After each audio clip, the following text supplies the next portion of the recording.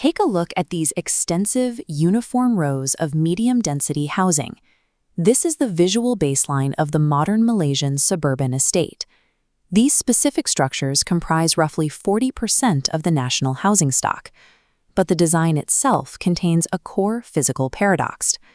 The terrace is a European closed-box design typology that has been dropped directly into a hot, humid tropical zone. The primary flaw in this geometry is airflow. Because ventilation openings are restricted entirely to the front and back facades, the air inside the core of the structure becomes completely trapped. By importing this geometry, the house is forced to actively fight its environment rather than work in equilibrium with it. That poor geometry is heavily exacerbated by the primary building material, standard concrete masonry. This diagram illustrates the physics of thermal mass. Concrete absorbs downward solar radiation during the day. Then, throughout the night cycle, it continuously radiates that stored heat horizontally, straight into the enclosed living space. To counter this relentless heat trap, residents are forced to run heavy mechanical cooling systems around the clock. Under the Green Building Index, or GBI, this massive mechanical cooling load devastates a home's energy efficiency score. Hitting top-tier certification becomes mathematically impossible for the standard terrace. Reaching GBI Platinum in this climate means looking beyond the single house to see if a terrace development can be redesigned as a bio-responsive village. To build the village, we first isolate a flawed terrace floor plan and solve the ventilation bottleneck. We can use the Rienzi house case study in Singapore as a functional, proven prototype for resolving stagnant interior zones in high-density footprints. The architects introduced a primary architectural intervention. They cut a vertical void, a central air well, directly through the core of the house. This diagram shows the thermodynamic mechanism. Hot air naturally rises and exhausts out the top, the stack effect. This upward exhaust creates a low-pressure zone at the base. This triggers a Venturi effect, actively pulling cool air in through ground floor openings to replace it. Introducing a simple architectural void transforms the house from a static heat trap into an active thermal engine, cooling the interior entirely passively. With interior airflow resolved, we shift our focus to the building's exterior envelope and its physical connection to the hot earth. We can contrast the standard concrete slab foundation with the traditional Salinger house, which elevates the structure on timber stilts. This stilted frame provides two specific thermodynamic functions. It physically decouples the living space from ground source heat, and it permits ambient cross breezes to flow directly underneath the floor. We can translate this vernacular wisdom into modern materials suitable for high-density applications, replacing heavy masonry with bio-based prefabs like mycelium composites and hempcrete.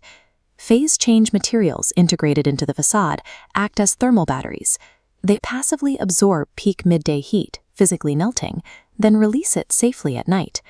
Replacing rigid masonry with a lightweight bio-responsive envelope prevents thermal loads from ever infiltrating the core. At this point, we have highly optimized the single house, but we have to evaluate its ultimate potential within the GBI framework.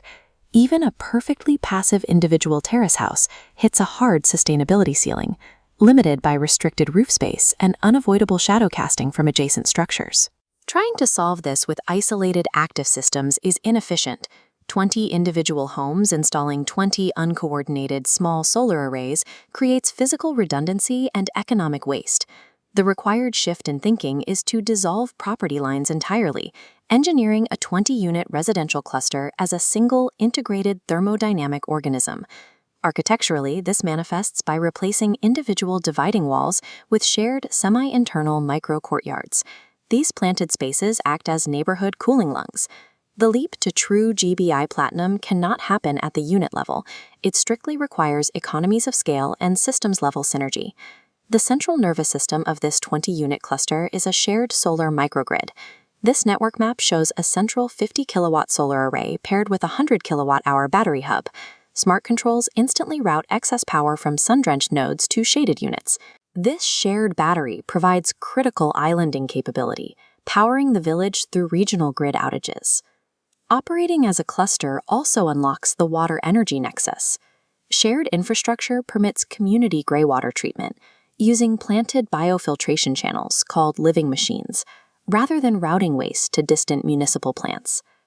This treated greywater is looped directly into the shared microcourtyards for evaporative misting, actively amplifying the passive venturi cooling we established in the individual homes. By combining a community microgrid with shared water systems, neighbors transition from isolated consumers into active participants in a unified power plant. We can connect these clustered physical systems directly to the mathematical realities of GBI certification.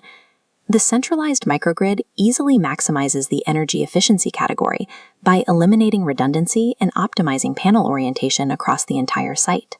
The shared gray water treatment loop secures top points in water efficiency by dropping potable, non-drinking water use to near zero. Layering an IoT sensor network and an AI-driven community biome app to manage all these resources secures the highly elusive innovation credits. The GBI Platinum rating validates that these individual components have transitioned from a list of green gadgets into a fully integrated ecosystem. We started with a visual of the disconnected suburban sprawl that currently dominates the landscape. To fix it, we applied the central voids of the Rienzi house and the decoupled bio-based envelopes of the Salinger house to clear the primary ventilation and thermal bottlenecks. We then scaled that passive architecture into an active 20-unit microgrid-powered node. The closed-box terrace is an obsolete imported failure. True sustainable architecture in the tropics is a living ecosystem where airflow, water, and energy must flow seamlessly across property lines.